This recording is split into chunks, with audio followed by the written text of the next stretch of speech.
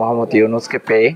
উনি চট্টগ্রামেরই সন্তান, তিনি প্রধান উপদেষ্টা এবং চট্টগ্রাম বিশ্ববিদ্যালয়ের শিক্ষক ছিলেন, চট্টগ্রাম কলেজের ইন্টারমিডিয়েট ছিলেন, কলেজিয়েটের স্কুলে সব কিছু চট্টগ্রাম একদম হাটাজারি উপজেলায়।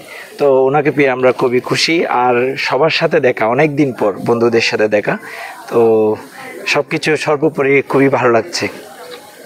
ধন্যবাদ আপনাকে। এই যে আপনাদের যে যিনি স্যার, বা একদিকে বলতে গেলে আপনাদের বড় ভাইও কিন্তু এখানে স্টুডেন্ট ছিলেন, উনি আজকে যে উনি ঢাকা বিশ্ববিদ্যালয়ে উনি এখানে লেকচারার হিসেবে ছিলেন, উনি যে আসছেন এবং আপনারা যে ওনার বক্তব্য শুনবেন অধীর আগ্রহে বসে আছেন ওনার কিছু কথা শোনার জন্য, আপনাকে শুনতে পেরেছেন এখনো? না, এখনো পারি নাই, ওখানে খুবই গরম, আমি যতটুকু শুনতে পেয়েছি। তো ওদিকে যাচ্ছি মাত্র, অধীর আগ্রহে আছি, আমরা অপেক্ষায় আছি।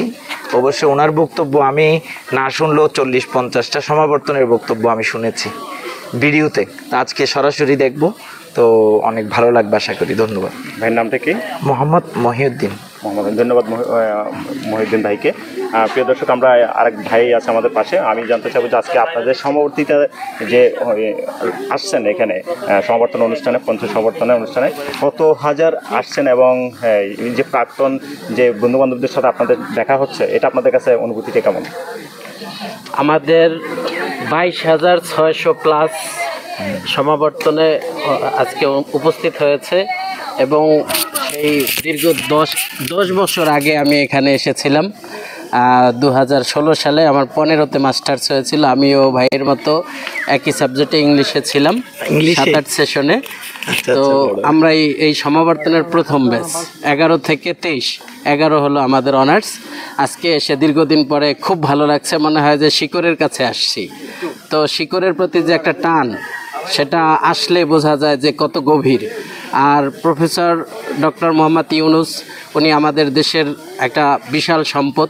উনি 2006 সালে যখন নোবেল পুরস্কার পেয়েছিল, তখন ঢাকার চীনমন্ত্রী সম্মেলন কেন্দ্রে ওনাকে গণসংবর্ধনা দেওয়া হয়েছিল। আমি ওই অনুষ্ঠানে উপস্থিত ছিলাম, তখন আমি বিশ্ববিদ্যালয়ে ভর্তি হইনি। তো সেখানে গিয়েছিলাম, আজকে আবার ওনার বক্তব্য শুনবো, ভালো লাগছে, অনেক ভালো লাগছে। তো আমি এসেছি বরিশাল থেকে, লোভ সামলাতে পারিনি, অনেক কষ্ট হয়েছে, তারপরে এসেছি। কোনো কিছুর ঘাটতি পেয়েছেন এই পর্যন্ত অনুষ্ঠানে? আইন শৃঙ্খলা অথবা আপ্যায়ন অথবা কোনো ধরনের কোনো অসঙ্গতি মনে হয় না, মনে হয়েছে খুব ভালো। এবং চট্টগ্রাম বিশ্ববিদ্যালয়ের যে চিরাচরিত সিস্টেম খুব চমৎকারভাবে মানুষকে বিমোহিত করে, সেটাই দেখেছি, ভালো লাগছে।